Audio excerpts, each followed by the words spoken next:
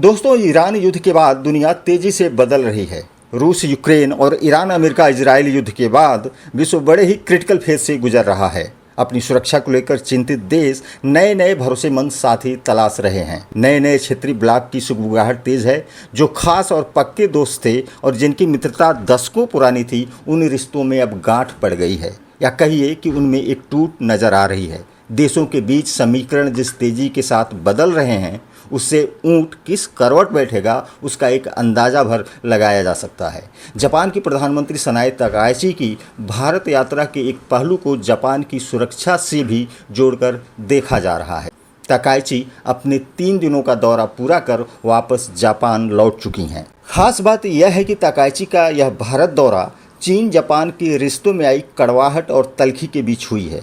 Japan और भारत के रिश्ते काफ़ी प्राचीन और दोस्ताना रहे हैं, लेकिन पीएम तकाइची अब इसमें एक नई रवानगी भर रही हैं। नई दिल्ली और टोक्यो अपने व्यापार, कारोबार, प्रौद्योगिकी और संस्कृति से आगे बढ़कर अपने सुरक्षा सहयोग को पहले से ज़्यादा मजबूत और इसे एक नई ऊंचाई पर ले जाना चाहते हैं।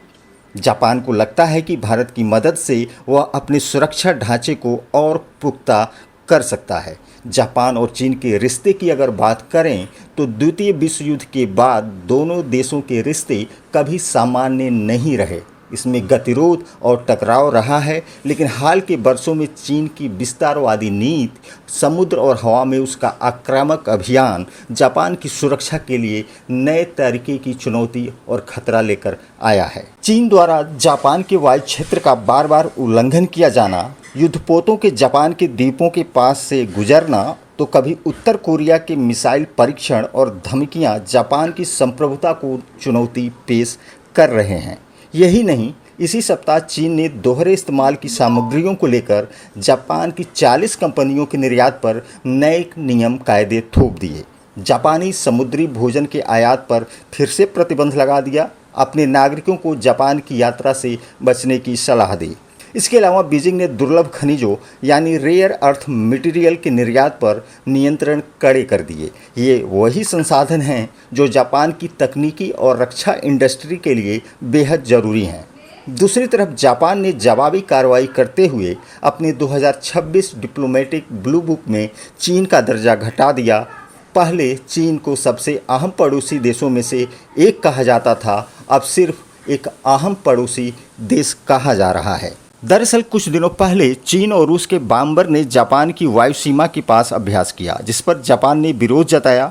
जापान ने यह भी दावा किया कि चीन के कोस्ट गार्ड उसके एक्सक्लूसिव इकोनॉमिक जोन में दाखिल हुए। समझा जाता है कि जापान के इस विरोध के बाद बीजिंग ने निर्यात से जुड़ी कंपनियों पर कार्रवाई की। जाहिर है कि चीन की इन आक्रामक कार्रवाइयों से जापान खुद को घिरता हुआ पा रहा है। उसे लगता है कि अब यदि वह चुप रहा और खुद को तैयार नहीं किया तो बीजिंग उस पर हावी होता चला जाएगा।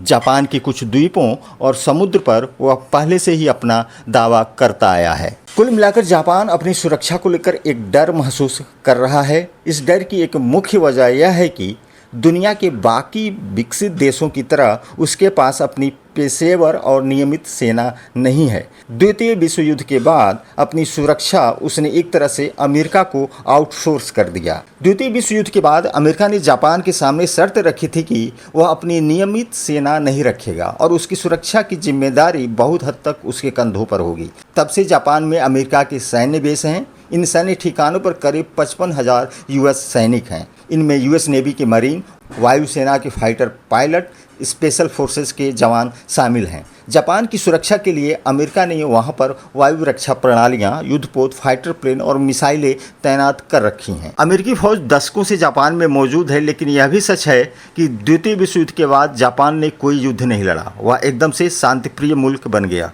यह वही जापान है जो एक समय पर्ल हार्बर पर हमला कर अमेरिका को चौंका दिया और द्वितीय विश्व युद्ध के समय यूरोप को नाको चने चबवा दिए। लेकिन बाद में उसने लड़ाई भिड़ाई से तौबा करते हुए उसने अपना पूरा ध्यान अपनी इकोनॉमी, ग्रोथ, इनोवेशन और टेक्नोलॉजी पर लगा दिया।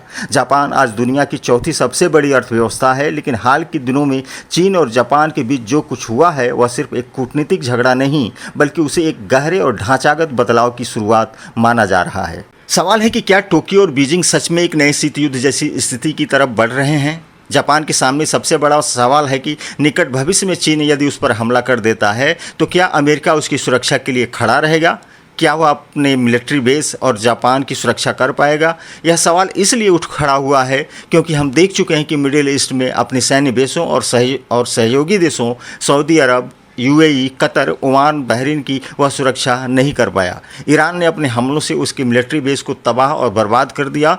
सैन्य ताकत की अगर बात करें तो ईरान और चीन में ज़मीन आसमान का अंतर है। ईरान के मुकाबले चीन के पास कहीं बेजोड़ और ज़्यादा घातक खतरनाक हथियार हैं। भविष्य में जापान और चीन के बीच सैन्य मोर्चे पर यदि कोई टकराव बढ़ता है तो इसकी क्या गारंटी है कि यूएस जापान के साथ खड़ा रहेगा?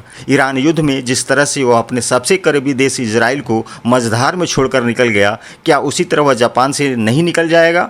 अमेरिका यदि अपना बोरिया बिस्तर बांध कर निकल जाए जैसा कि उसकी आदत है तो जापान की सुरक्षा का क्या होगा? फिर चीनी हमलों से जापान की सुरक्षा कौन और कैसे करेगा? अपनी सुरक्षा के लिए उसके पास कुछ तो ऐसा होना चाहिए जो चीन की आक्रामकता का जवाब दे पाए। एक्सपर्ट मानते हैं कि सुरक्षा की यह बहुत बड़ी चिंता तकाइची को खींचकर भारत ले आई। चीनी खतरे को देखते हुए आने वाले दिनों में भारत और जापान के बीच रक्षा सहयोग और मजबूत हो सकता है। जापान यहाँ तक कि रक्षा क्षेत्र की क्रिटिकल टेक्नोलॉजी भारत के साथ शेयर कर सकता है तो भारत उसे अपने एयर डिफेंस सिस्टम, आकाश तीर और सुपरसोनिक क्रूज मिसाइल ब्रह्मोस और अन्य हथियारों से लैस कर सकता है। दोस्तों, यह वीडियो यदि आपको पसंद आया हो तो इसे लाइक, शेयर और हमारे चैनल को सब्सक्राइब जरूर करें। जियो पॉलिटिक्स पर हम जल्द ही आपके लिए एक नया वीडियो लेकर आएंगे। जय हिंद।